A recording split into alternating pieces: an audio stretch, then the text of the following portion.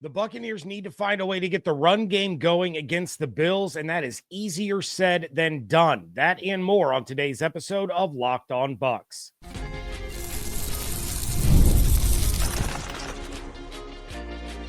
You are Locked On Buccaneers, your daily Tampa Bay Buccaneers podcast. Part of the Locked On Podcast Network, your team every day. What's up, and welcome into this episode of Locked On Bucs, your daily podcast covering the Tampa Bay Buccaneers, part of the Locked On Podcast Network, now the #1 sports podcast network. I want to thank you for making Locked On Bucs your first listener view every day. Don't forget you can subscribe or follow for free on YouTube or wherever you get your podcasts. And of course, you can follow along on Twitter. I am James Yarcho at JYarcho_Bucs, credential member of the media covering the Tampa Bay Buccaneers, here with you every Monday through Friday, along with the everydayers. And for that, I want to share my appreciation for your continued support of the show. One of the ways you can support the show is become a Locked On Bucs insider. You're going to get news, rumors, updates, general thoughts, one-on-one conversations with me via text message. Go to joinsubtext.com/LockedOnBucs or click the link in the show notes to become an insider today. Today's episode is brought to you by FanDuel. Right now, new customers can bet just $5, and if your bet wins, you're going to get $300 in bonus bets to use across the app. The little things are what matters, and an official grievance with the NFL all coming up in a little bit. But I want to start this one off talking about the run game for the Buccaneers and how important it is this week against the Buffalo Bills. We have talked about the offensive line issues and how difficult that is going to make things for the run game. Graham Barton is still struggling. Now they've lost Ben Bredesen, likely for this week, probably more. So that leaves Dan Feeney and Mike Jordan as the other interior linemen, which is a problem. You likely don't have Bucky Irving, who is the best player on this team at making defenders miss, which is also a problem. So how do you find a way to run the ball against a team that is among the worst run defenses in the league when your rushing offense isn't where it should be or needs to be? Well, for starters, I think this is a game where Sean Tucker needs to get more of the carries. Nearly 6 yards a carry last week against the best run defense in the NFL. He's averaging 4 yards a carry this season on his limited opportunities. Now, Rachaad White hasn't cracked 4 yards a carry since week 2 against the Houston Texans when he ran for 6.5. Other than that, he's had 4 games under 3 yards a carry and 3 games under 4 since week 3. And all credit in the world to Rachaad. I talked about it on my live reaction episode. He was getting blown up in the backfield because of poor blocking and should have been taken down for a loss on more than a few occasions, but he turned those runs into neutral or even positive plays. So this is not me dogging him at all. He didn't stand much of a chance on Sunday in a lot of those attempts, but I think Tucker's style seems to be more favorable, in terms of the way he attacks the run against the Bills rather than Rachaad. So neither of these guys have the breakaway speed that Devon Achane of the Dolphins has, who obliterated the Bills defense last week. But Tucker has shown that he can be efficient enough and can take advantage in certain situations to get those chunk plays. He broke off an 18-yarder against the Pats. He broke off a 15-yarder the game before against the Saints. He can get those explosives even without that home run speed. But here's the other thing that I believe the Bucs need to do in order to open up the run a little bit. The offensive line is what it is.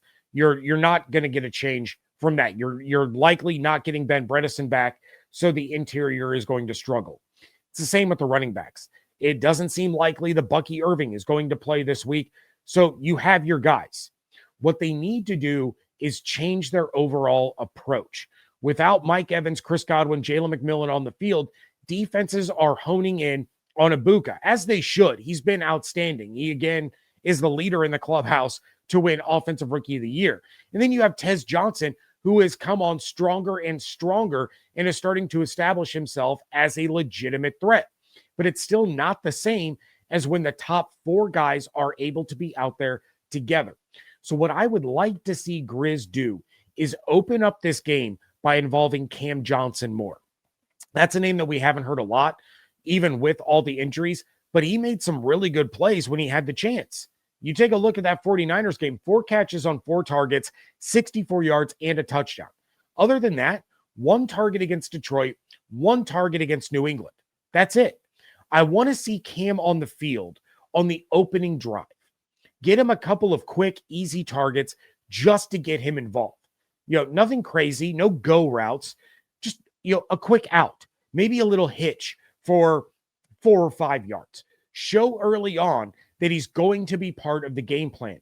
Abuka is going to get his, Tez is going to get his, Otten is going to get his, but get Cam Johnson the ball early.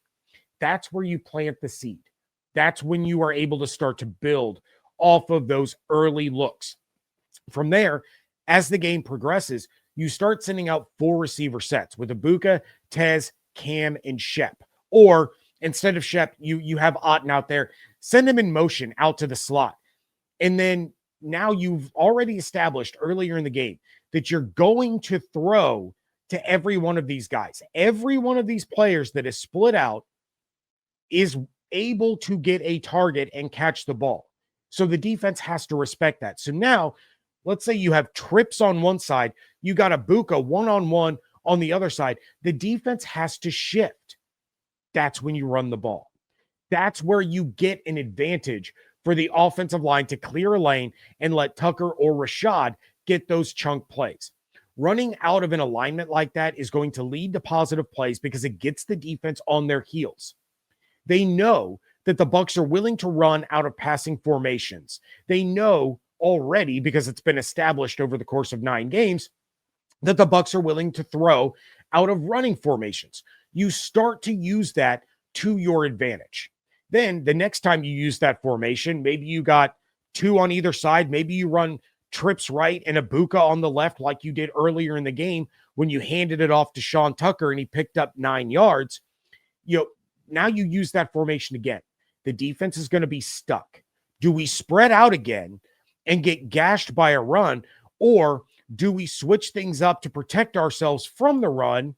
But now you're going to have, Tez or Abuka or Otten facing zone coverage when they're at their best and can gain yards after the catch. This is the chess match that Grizz has to play.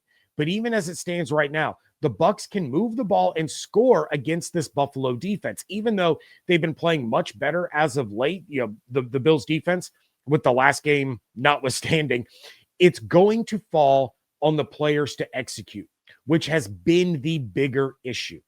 If I'm going to choose one between play calling and execution, I'm going to blame execution more than play calling on a lot of these bad Buccaneers plays. You have Baker, who isn't anywhere close to 100%, and his lack of rushing is hurting the team. He's eating sacks that he was not taking earlier in the season because he's just not willing to be mobile. I don't know if it's the knee. I don't know if he doesn't want to take a shot to the ribs and make that oblique worse, or if it's a combination of the two, but it has changed the way that the offense operates, and that is setting the Bucs up in bad down and distance situations. That's why we go back to that 36.5% third down conversion rate. It's because they're facing bad down and distance situations. So the key in this one is going to be short, quick passes to get yards after catch, and then being stubbornly dedicated to the run game. You can put yourself in those positive down and distance situations on third down. You can, instead of eating a sack on second down and making it 3rd and 14, now you're looking at 3rd and 2. You're looking at 3rd and 4, and the entire playbook is open. You start to extend drives. You start to control the clock. That's what keeps Josh Allen and James Cook on the sideline for longer stretchers. That's what's going to keep the defense rested and ready to make plays instead of, being on the field for a 12-play drive by Buffalo that ends in a field goal, and then the offense going 3 and out. Now the defense has to go right back out there. You're getting them that extended rest that they need against explosive playmakers like Josh Allen and James Cook. I think that's going to be the best way for the Bucs to pull off a huge upset on the road. It's all about the little things. That is coming up next on today's episode of Locked On Bucs, part of the Locked On Podcast Network, your team every day. Show is sponsored by BetterHelp. As the days get shorter and the nights come earlier, it can start to feel a little heavier, especially when life is already packed with work, family, and everything else. This season, it's so important to reach out and check in with friends, with family, with even yourself.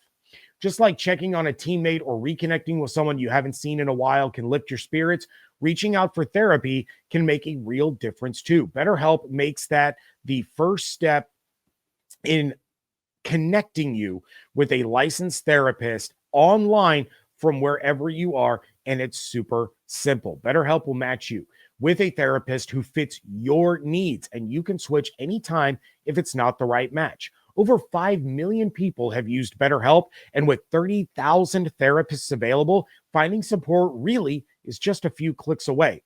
This month, don't wait to reach out. Whether you're checking in on a friend or reaching out to a therapist yourself, BetterHelp makes it simple to take that first step. Listeners get 10% off their first month at BetterHelp.com/LockedOn. That's BetterHelp, HELP.com/LockedOn, because taking that step towards support might just leave you wondering, why didn't I do it sooner? Thank you again for making Locked On Bucs your first listen review every day, and thank you for making Locked On the #1 sports podcast network. The Bucs did not get the little things right on Sunday, and that's ultimately what cost them the game against the Patriots. Todd Bowles, to his credit, took a lot of the blame on his own shoulders for that loss and blamed himself for not having the players prepared the way that he should have. He told the media after the game, quote, "We didn't play well. We've got to take it on the chin. Give Vrabel and the Patriots the credit. They did a heck of a job doing the things they needed to do. Their players made plays. Our players did not. We've got to coach it better. We've got to play it better. And that starts with me." End quote. The next day, Todd Bowles told the media, quote, "The difference between a good and a great team is preparation on a daily basis. I don't think we're great. We prepare. Most of the time, we're very good. It's just one or two guys that have a blank or a mental error, here or there, that costs everybody else. It's a different guy each time, and we've got to get that fixed." End quote. Again, that leans on the coaching. Yes, a lot of it is about execution, but you can't execute if you're not properly prepared. There were definitely some execution issues, but I don't think all of the players were truly set up for success. You go back to the 4th and goal where Diggs got a touchdown reception right at the end of the first half. Antoine should not have been in man coverage on the outside on that play. That is not his strong suit. That is not his forte.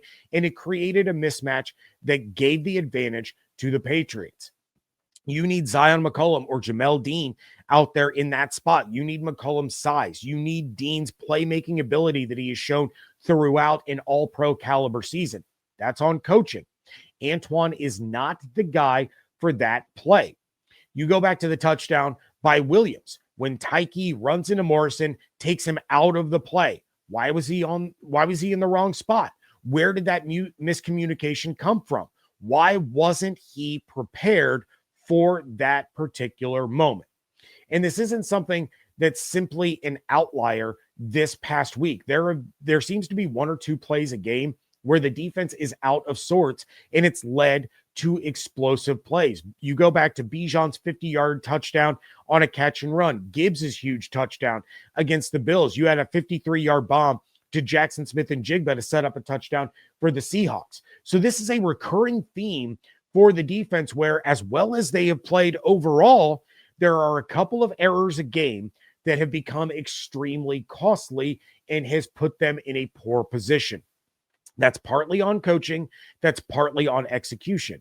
Unfortunately, against the Patriots, it all came to a head, and it happened 3 times for touchdowns on 50-plus yard plays. That's what isn't the norm. The Bucs gave up more 50-plus yard touchdowns in that one game than they had the previous 3 seasons combined.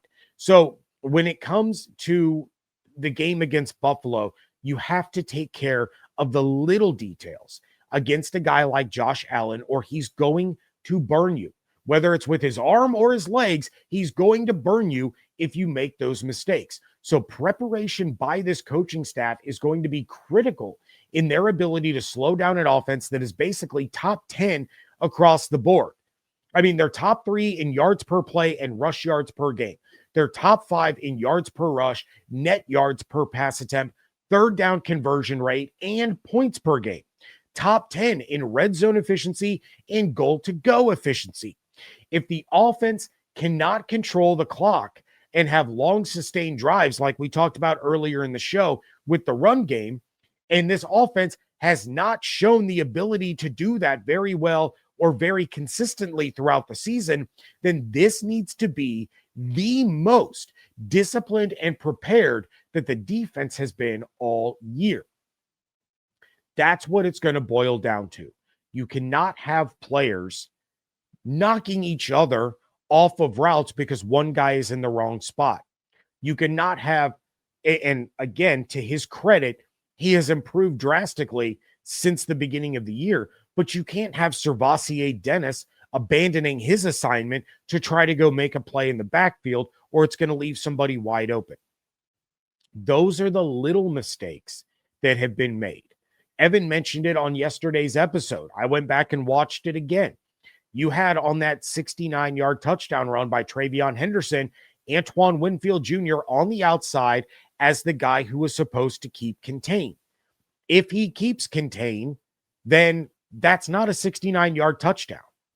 But instead, he tries to bounce inside, leaving the outside wide open, and it's a breakaway run for a touchdown.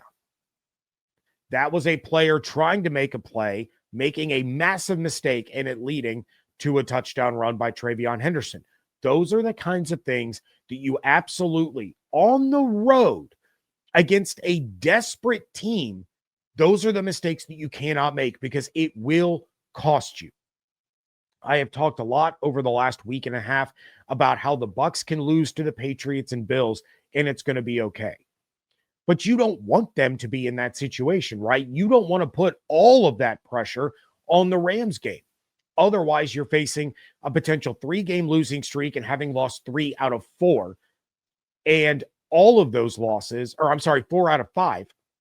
And all of those losses coming against contenders. The Lions are a contender. The Rams are a contender. The Patriots are the real deal. The Bills are still talked about as Super Bowl favorites.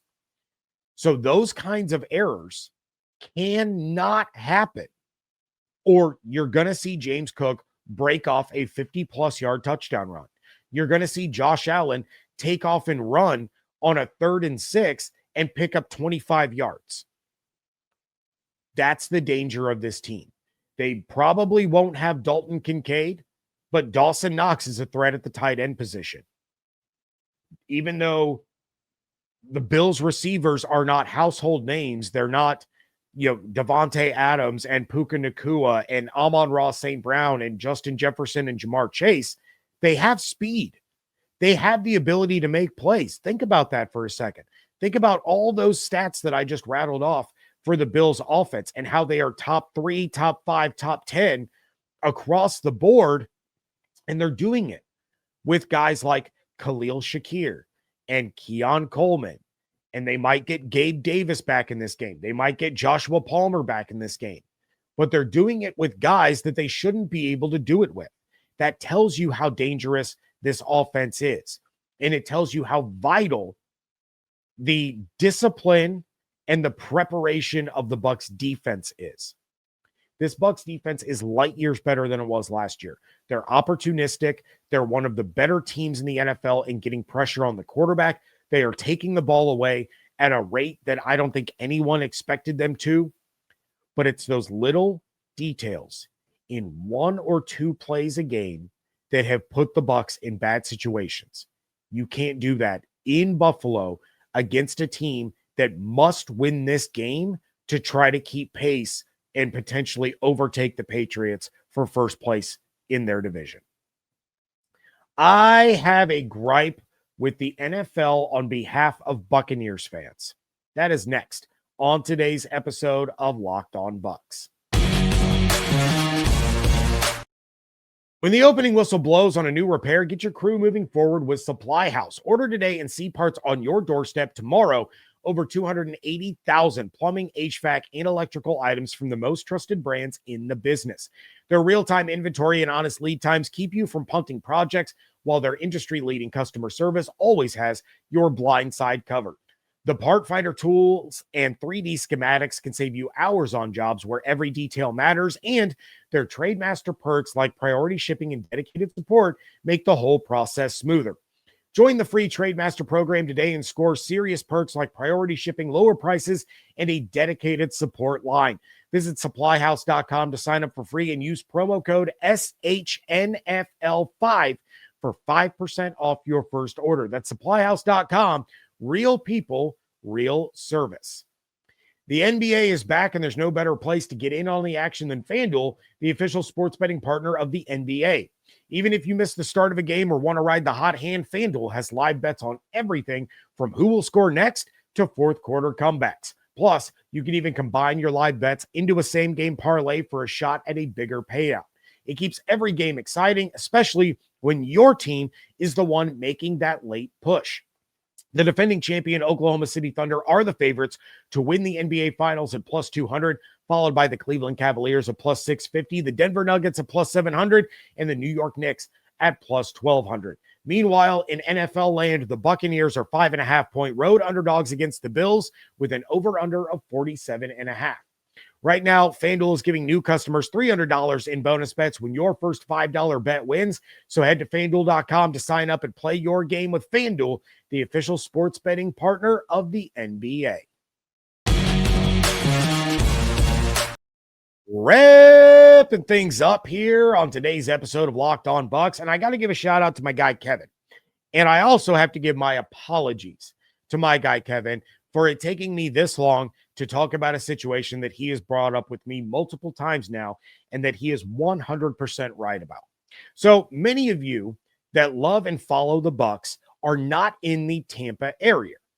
Many of you, like Kevin, might be in the Orlando area.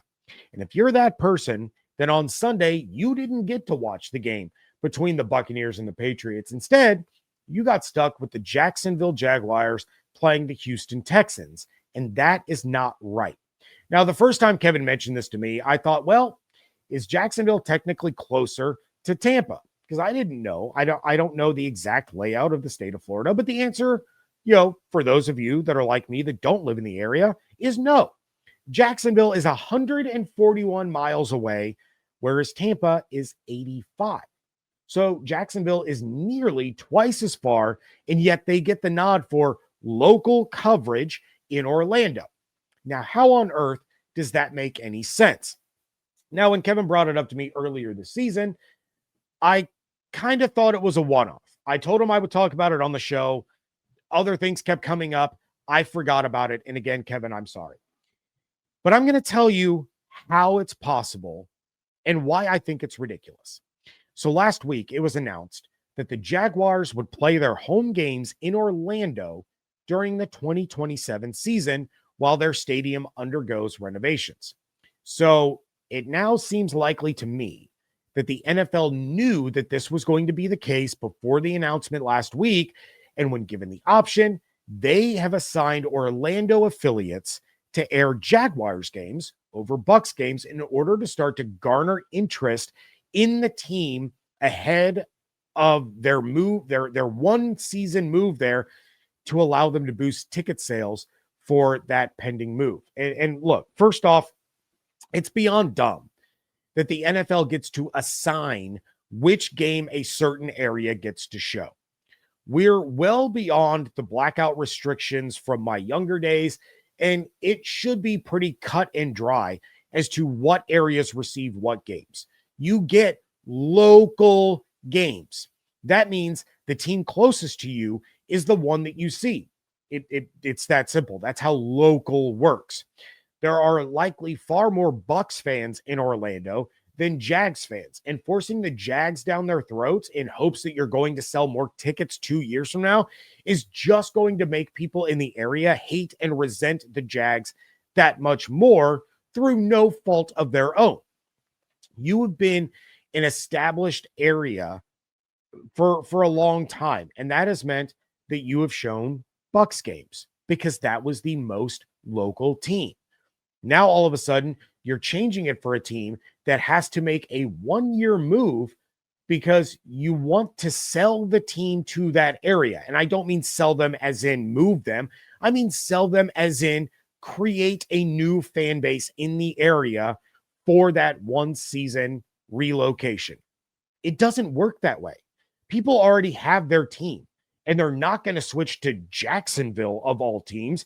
If a diehard fan is going to, get rid of his team, they're not going to pick the Jags.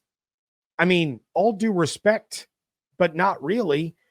If a Jets fan finally gets tired of the Jets, they're not going to go, oh, I'm going to root for the Jags now. No, that's towards the bottom of the list of teams that you would switch to. Not to mention, you have a group of Bucs fans that are already rooting for the downfall of Jacksonville because of the Liam Cohen connection. So you're just making them even more mad. It's dumb. It's really, really dumb. People in Orlando who have gotten Bucs games for years should not have to pay for Sunday ticket in order to continue to get Bucs games. That should be their local coverage. So NFL, here's how this needs to go. Here's my plea to you. If there is an NFL team within a 100-mile radius of your city, that's the team that gets shown. Same as the old blackout rules. If there isn't a team in that radius, allow the channel affiliates the right to choose which game they show. Because these local channels are exactly that. They're local. They get the rights to broadcast CBS and Fox programming because they are a local affiliate of that network. But a lot of what they show isn't tied to those networks. It's syndication. It's local programming.